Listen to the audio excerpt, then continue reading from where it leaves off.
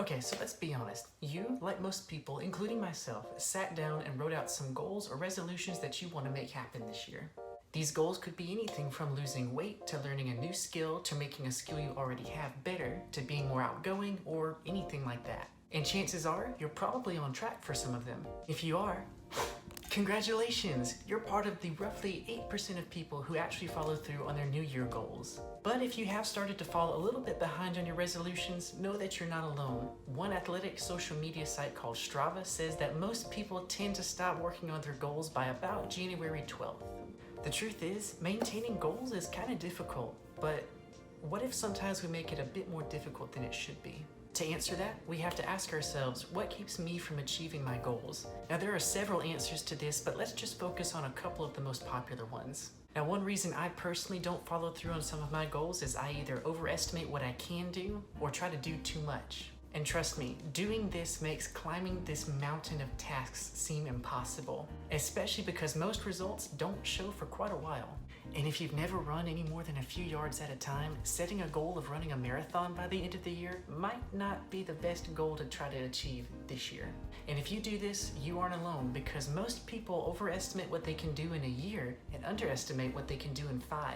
And that leads to reason number 2 why we don't achieve some of our goals, and that's patience.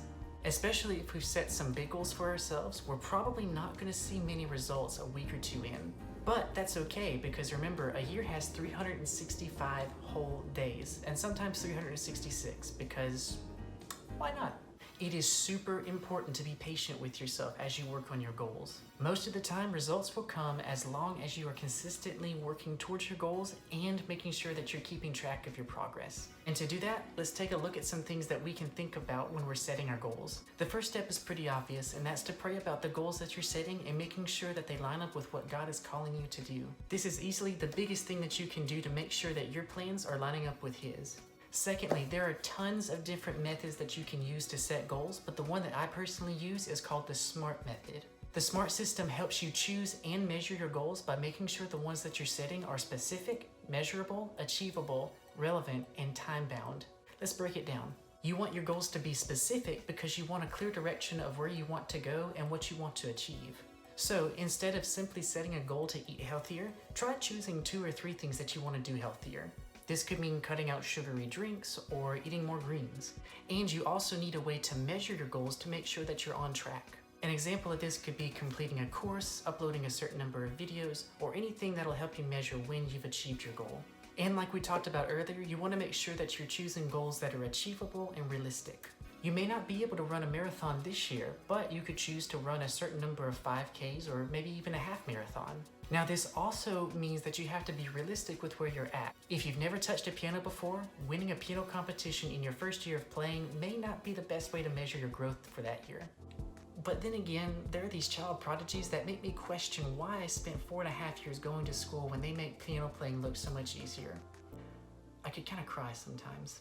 Relevant goals are always the best ones to set. Always be adventurous and expand your horizons, but make sure the majority of your goals and time are spent on things that'll help you best grow and use the abilities that God has given you in this season. Setting goals in too many different areas can quickly leave you burnt out and feeling scattered. That's why asking questions like, is this the right time to try this? Or why do I want to accomplish this? Are so important to make sure that we're focused on the goals that we need to achieve.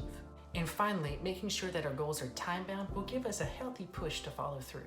If your goal is to lose 25 pounds by the end of this year, then maybe set a couple of milestone dates, like wanting to lose 10 pounds by the end of March. Having these milestone dates help me track my progress and correct anything if I'm off track, like if I've overestimated something or underestimated it.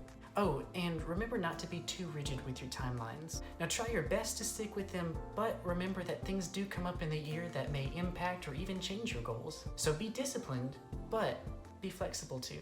And if you want more information on this method, then I'll put a link down in the description below to a really good article that kind of goes into the details of these SMART goals a bit more. Oh, and one last thing. I have discovered the secret to staying on track with your goals, and you are not going to want to miss this. So here's the secret. While the idea of starting over on January 1st is refreshing, January 1st is just another day. Nothing actually changes on January 1st, or 5th, or February 22nd. So no matter where you are with your goals for this year, if you're still setting them, if you're keeping up with them, or maybe if you've gotten a little off track, know that every day is a brand new opportunity for us to pick up where we left off. But yeah, that's pretty much gonna do it for this video. Thank you all so much for watching, and if this encouraged you or helped you, please leave a like down below. Also, if you have set your goals so far, let me know 1 or 2 of them down in the comments below. I would love to hear what you are planning for this year. Right here is a video that I have handpicked myself that I personally think that you will like. So if you want to watch more videos, you can tap this one, or you can tap this one. YouTube thinks that you specifically will like this. And if you want to keep up with more videos that I put out, you can tap right here to subscribe. Thanks again so much for watching, and on that note, y'all, have a great day.